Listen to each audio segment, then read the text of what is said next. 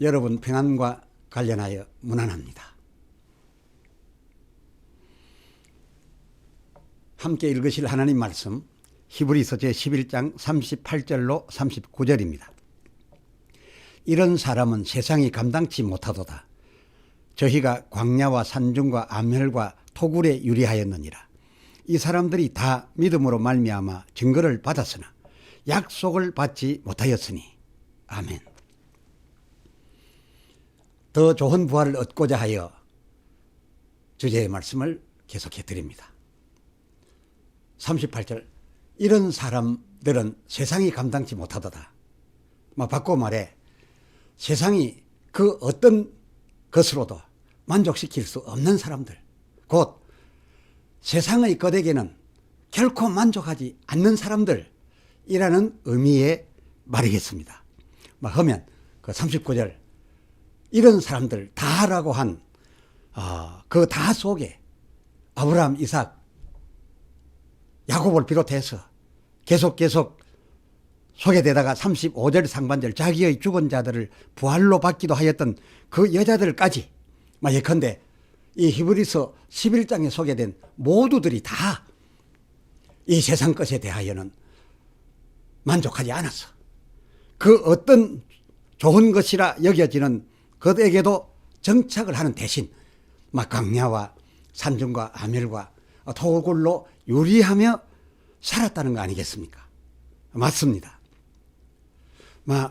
아브라함이 큰 민족 이룰 아들을 낳고, 창세기 12장 2절 내용, 또 이삭이 한 해에 100배의 농사를 얻었고, 창세기 26장 12절, 또 야곱이 창세기 30장 38절로 39절 외삼촌 라반의 그 많은 순색 그 양 죄다 전박이 만들어서 다 끌고 나온 그런 부를 가졌어도 다 히브리서 11장 9절 그런 성공한 세상마저 그러한 세상을 두고 외방이라 여기고 그 얻은 바 그 많은 축복에도 불구하고 스스로 저들은 나그네로 자처 장막에 거하였으니 이는 이들 모두가 이 11장에 소개된 이 사람들 모두가 그 9절 중반절 동일한 약속 곧 더 좋은 부활과 그 더 좋은 부활하여 얻은 바 그 신령한 몸으로 살아갈 10절 하늘에 있는 성 천국을 사모하였기 때문에 이 세상에 대하여 만족하지 않았습니다. 이런 사람들은 세상이 감당치 못하였습니다. 세상이 붙들 수 없는 사람들이었습니다. 주어진 세상 복을 뒤로 하고 약속의 하늘성을 향하여 가는 데 있어서는 쉬움보다 어려움이 더 많을 수밖에 없었습니다. 쉽고 좋다고 여기는 것에 만족하지 않고 유리하였으니까요. 창세기 12장 1절 여호와께서 아브람 자식도 하나 없어 아브람 사레이던 그들 부부에게 이르시되 하반절 너는 너의 본토 아비 집을 떠나 내가 네게 지시할 땅으로 가라셨는데 이 첫 명령부터가 말하자면 하늘성을 향하여 출발하라 하시는 거였습니다. 그런데 본토 친척 아비 집을 떠나 이제 유리하는 길에 들어선 이것이 이들 부부에게 자식도 하나 없는 이런 외로운 부부에게 또 늙은 부부에게 어찌 축복이 되었겠습니까? 우리는 그들이 떠나는 것 자체부터 축복이라고 여겨왔습니다만은 과연 그들이 이 세상을 살아감에 있어서 그것이 축복이었겠는가 그 말입니다.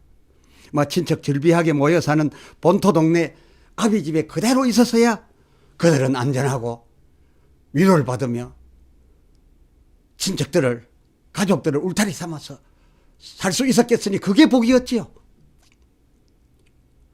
성경이 아비 집 떠난 저희에게 불행이 계속 닥쳐왔다라고 말하고 있을 뿐입니다. 막 그가 본토를 떠난과 동시에 그 창세기 뭐 20장 11절 그 들어가는 나라들마다 그 왕들에게 이제 보고될 때마다 자기 아내마저 빼앗길 뻔하고, 아니 더 정확히 말하면 막 아내를 누이라며 미리부터 내어줄 각오를 했어야만 할 그런 위기 속에, 그런 불안, 그런 상황의 연속이었기로 집을 떠나면서부터 이렇게 어려운 방황하는 생활, 유리하고 또 유리하였다라고 성경은 그렇게 적어 놓았습니다. 그런데 어찌 우리 중 다수가 아브라함 사례에 이 본토 친척 아비 집을 떠난 이 출발을 놓고서 행복한 출가였다. 그리고 더 나은 가나안 갔다. 그렇게만 생각하고, 그들은 복된 길로 갔던 거라고. 본토 친척 아비 집보다 더 나았던 가나안에 들어갔던 거라고. 이렇게들 정리해서 생각들 하고 있는지, 상식적으로 생각해도 그렇고, 성경도 히브리서 11장 39절 상반절, 이 아브라함, 이삭, 야곱 이들 모두가 다 그 37절 하반절 궁핍과 환난과 학대를 받았으며, 38절 하반절 광야와 산중과 아멜과 토굴에 유리하였다고. 그것도 항상 불안한 가운데서 유리하였다고 분명히 밝혀 놓았을 따름인데도 어찌하여 우리는 성경에도 없고 상식적으로도 알 수 있는 이 상황임에도 불구하고 그들의 가나안은 정말 복지였다고 그렇게 말하고 있는 것인지요. 아브라함 그가 백세에 얻었다는 이삭도 이 세상에 사는 인간으로서 볼 때, 인간적으로 볼 때 앞에서 말한 바와 다름 아니었습니다. 그렇게 저희들에게는 행복한 일이 아니었다 그겁니다. 아브라함으로서나 사라로서는 창세기 17장 18절 이미 낳은 그 이스마엘과 그리고 그 아이를 낳은 생모 하갈이 저희 한 집에 같이 사는 것이 더 좋았다라고 하지 않았습니까? 사라에게도 그것이 나쁠 것이 없었지요. 왜냐하면 그들의 풍습과 법도를 따라서는 그렇게 하여 낳은 아이라면 그 아이는 낳자마자 법적으로 하갈의 아들이 되는 것이 아니라 아브라함과 사라 자기의 아들이 되는 거고, 분명하게 그렇게 확실하게 되는 것이고, 그렇게 된과 동시에 이 하갈은 다시금 본연의 위치로 돌아가서 자기의 몸종 역할을 할 일일 뿐이었기에 해서 창세기 16장 2절을 보면 그녀 사라가 이 같은 구조를 더 먼저 오히려 더 적극적으로 제안했던 것이었습니다. 그런데 하나님 때문에, 하나님이 기어이 하라 하심 때문에 이삭을 낳게 됩니다. 이 이삭을 낳게 되면 그 집안은 예상대로 복잡해졌습니다. 우리가 생각하는 그런 면으로 볼 때는 복잡해졌습니다. 다시 말씀드리거니와 결론적인 더 좋은 본향, 이 세상이 아닌 하늘에 있는 성, 천국의 목표를 두는 면 말고는 우리가 생각한 그런 이 세상의 행복은 아니었습니다. 이 이삭을 낳게 되자마자 얼마나 복잡해졌습니까? 예종 하갈도 쫓아내야 했고, 창세기 21장 10절 저희 부부가 볼 때 이삭보다야 훨씬 더 대열자스러운, 훨씬 자기들 후손 이어가는 데는 더 좋을 것 같은 이 이스마엘 그 아이와 더불어 살고 싶었는데, 그보다 훨씬 약하고 그보다 훨씬 못나 보이는 이 이삭 때문에 이 이스마엘을 떠나보내야 하지 않았었습니까? 그의 아들 이삭인들 어디 평안하고 행복했댔습니까? 운물을 팔 때마다 빼앗기고 또 빼앗겼습니다. 왜 또 파고 또 팠습니까? 쫓겼으니까 말입니다. 빼앗겼으니까 말입니다. 그가 파고 또 팠던 그 우물들을 다 창세기 26장 18절 아브라함이 팠었던 우물이었는데 원주민들이 묻어버리고 또 묻어버리기 때문에 그 우물을 다시 되자 그 자리에 가서 물 나온 곳이었다 생각하고 팠던 것들이죠. 그러나 그 팔 때마다 또 여전히 쫓겨나고 말았던 겁니다. 그래서 마지막으로 가서 우물을 파게 되는데 그것이 르호봇 우물입니다. 말하자면 그곳에 판 그 우물이 이른바 르호봇 인물인데 그 르호봇 우물을 팠더니 26장 22절 창세기 26장 22절 상반절 거기엔 저들이 따라와 다투지 않았다라고 하니 그래서 르호봇이라고 한 이런 우물이니 말하자면 이 원주민들 저들이 거들떠 보지도 않을 그런 척박한 곳에 가서 이제 그 깊은 곳에 가서 우물을 팠기 때문에 저들에게 관심이 없었던 것이고 그래서 따라오는 사람이 없어서 이 우물이야말로 르호봇이라고 했으니 우리가 인간적으로 볼 때 계속해서 실패하고 남들 사는 곳에 제대로 살지 못했던 그런 삶이 아브라함뿐만 아니라 이 이삭도 그랬다 그것입니다. 여러분 잘 아시다시피 야곱도 마찬가지였지 않습니까? 오히려 이 야곱은 더 했지요. 창세기 47장 9절 그가 한 말대로 그의 일생도 참 험악한 세월이었습니다. 라고 했던 것처럼 그의 일생을 낱낱이 살펴보면 사는 게 아니었습니다. 또 다른 사람 수넴 여인도 보십시오. 우리는 그가 없던 아들을 얻어서 참 행복하게 살았던 것으로만 여겨왔습니다만은 이것은 객관적인 평가가 될 수 없습니다. 성경마저도 그렇게 말하고 있지 않습니다. 그들에게 과연 행복했냐 물어봐야죠. 그들은 그렇게 생각하지 않았습니다.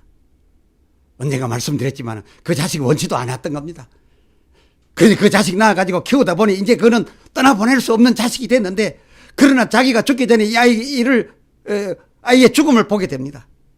그런데 그 자기의 죽은 자 부활로 받을 그때에 열왕기하 4장 28절 엘리사가 자기 그 능력 지팡이를 주어서 종 게하시로 하여금 살려낼 테니까 내 종 게하시로 하여금 이 지팡이로서 살려냄 받으라 라고 이 수넴 여인에게 말하여 주었건만 그 여인 대응하는 것을 보십시오. 내가 내 주께 어디 아들을 달라고 하더이까. 내가 이 아들 없이 이 나이에는 그저 이렇게 존경받으며 이 백성 중에 사는 게 좋다 하지 아니하였나이까. 다만 내가 당신을 존경하고 또 당신이 하나님의 사람인 것으로 알아서 당신을 영접한 것뿐이었는데 당신을 영접하였더니 당신이 우리의 섬김을 받고 일방적으로 그냥 주셔서 받은 아들이 아니니까. 그래서 받은 아들, 이 아들을 얻고 보니 이 아들은 이제 버릴 수 없는 아들이 됐는데 내 죽기 전에 이 아들이 죽음이 어찌입니까? 라고 하면서 기어이 이 아이를 처음 우리로 하여금 나게 하였던, 이 아이를 처음 내게 나게 하였던 엘리사, 당신이 직접 와서 당신이 직접 살리라는 그였지 않습니까? 열왕기하 4장 30절. 우리들이 생각하여 왔던 것처럼 이 여인 다만 그저 늙음하게 아들 하나 얻어서 좋아라, 이 죽은 아들 그저 그 아들만 살리면 그만이다 해서 죽은 아들 살리는 것만 목적을 했으면, 그랬더라면 누가 살려낸들 그것이 무슨 문제겠습니까? 하나님의 지팡이 받아들더니 모세도 홍해 맞아 갈라다 했댔으니 게하시인들 엘리사의 능력 지팡이, 이 아이를 갖게 했던 그 능력 지팡이 이 게하시가 가졌으니 죽은 아들 살리는 것만 목적했다면 그 아들 살리는 일에 엘리사면 어떻고 게하시면 어떻습니까? 그게 뭐 달랐겠습니까? 그냥 그러시라, 당장 그래 살려내십시오 라고 했으면 되었던 건데요. 나는 이 여인 행위, 이 여인 주장 어떠했습니까? 우리가 이 여인에 대하여 축복이었다라고 생각하는 그 축복, 그것만을 위하는 게 아니었지 않습니까? 그녀 죽은 자 부활로 받음에 개앗이 아닌 그 생명 처음 주셨던 이더러 친히, 그리고 죽음이 있는 이곳에, 이 땅에 직접 오셔서 살려내라, 살려내 주시라, 오소서 하였댔습니다. 이것은 단지 죽은 아들 되살려받은 그것 자체로 끝일 일이 아닌 거 아니었습니까? 히브리서 11장 1절 하반절이 말한 바, 이 여인에게 이 죽은 자기 아들을 살려내는 것은 장차 있을 바 약속 속에 있었던 그 약속을 증거하는 증거였습니다. 이 여인에게 이 아들 죽은 자 다시 살림은 증거로 확인하고 싶었던 것입니다. 우리 죽은 가운데서 부활시키는 일은 처음 생명 주셨던 그 이로서만 가능하니, 이것은 종으로도 천사로도 하나님의 능력 받아왔다고도 될 일이 아니었습니다. 오직 예수님만이 하실 일이었습니다. 곧 우리를 부활케 하실 예수, 그 예수님이 그저 하늘에 계셔서 되는 것도 아니고 죽음 있는 이곳에, 무덤 있는 이곳에, 잠자고 있는 이곳에 재림을 하셔야 할 일이었습니다. 이렇게 재림하셔서 그 죽은 자를 살려내실 약속에 대한 이 예수의 하실 일, 이 일에 대하여 증거이었기에, 이 여인에게는 이것의 증거이었기에 그녀가 그리하였던 것입니다. 끝으로 하나 더 말씀드리고자 합니다. 히브리서 11장 35절 상반절, 자기 살아생전에 아들 죽는 것을 보게 됩니다. 꼭 순서대로 가는 법은 없지만 대체로 부모가 먼저 떠나야 하는데, 자기가 살아있는 동안에 아들 죽음을 보게 되고 그 죽은 아들을 또 부활로 받게 됩니다. 이런 일이 어디 그다지 필요한 일입니까? 그다지 평범한 일입니까? 자기 살아생전에 죽은 이 아들을 부활로 받았던 이 여자들 많지 않습니다. 다만 몇 건인데 이 경우가 다 히브리서에 올라와 소개되었습니다. 이 여자들은 하나님이 보내신 사람을 영접한, 하나님이 보내신 사람, 그 사람을 영접한 일로 생각지도 않고 원하지도 어쩌면 않았던 새 생명을 얻게 되었는데, 마치 우리들이 알지도 못하고 달라하지도 않고 이 세상에서만 어떻게 살게 해달라고 고쳐달라고 하던 중에 그를 영접하였더니 그가 주신 것은 거듭난 생명, 영원한 생명, 천국을 산 생명이었지 않습니까? 이 소개된 여인들은 우리의 거듭남, 이 거듭남, 이의 증인들이기도 하지만은, 마가복음 15장 40절, 마리아가 그녀 살아생전 그 아들 죽는 것을 자기 눈으로 보아야 했고, 그런데 그 아들 묻혀있는 무덤가에 가 있다가 마태복음 28장 9절 그 아들의 부활을 또한 보게 된 그의 어머니 마리아 아니었습니까? 그렇습니다.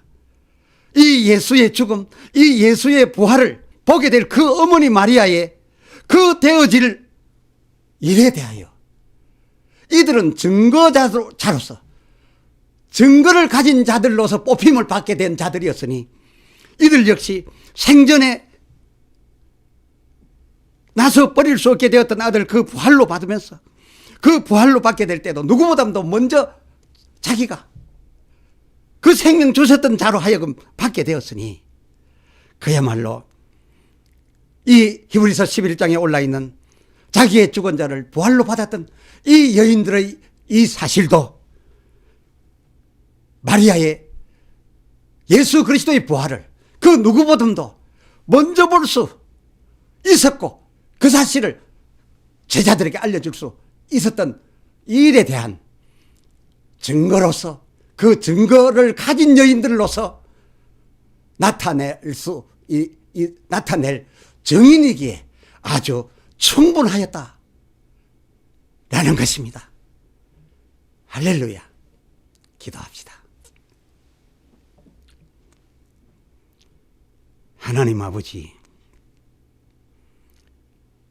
이 히브리서에 올라있는 믿음으로 아브라함은, 이삭은, 야곱은, 또 믿음으로 자기의 죽은 자들을 부활로 받은 여자들, 이 선진들의 믿음이라고 한 그 믿음이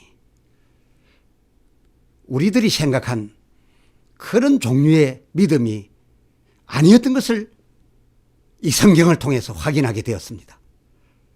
이 사람들의 믿음은 우리들이 그럴 거라고 여겼던 바, 이 세상에서의 행복, 이 세상에서의 죽은 자 돌려받음, 이 세상에서의 사업의 부활, 이 세상에서의 건강의 부흥, 그것이 아니라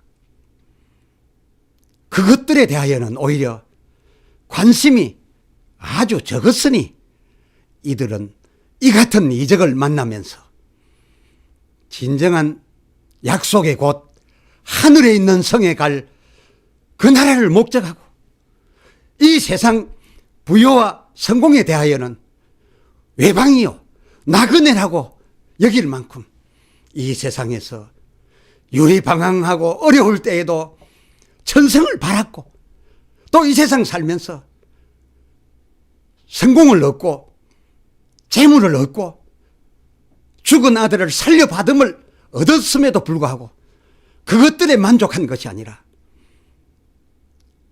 오실 주님, 다시 오실 주님, 그래서 우리 믿고 죽은 잠자는 자들을 이름 불러 부활시켜 주실 주님, 그래서 천국으로 인도해 가실 주님, 그 주님을 믿어서 이들이 이 모든 일을 대하였으니 과연 우리가 이제 어떤 것의 목적을 두고 살아야 되겠나이까?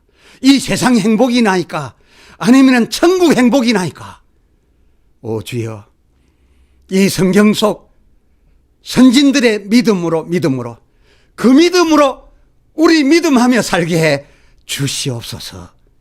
우리 주 예수 그리스도의 이름으로 기도드리옵나이다. 아멘. 아멘.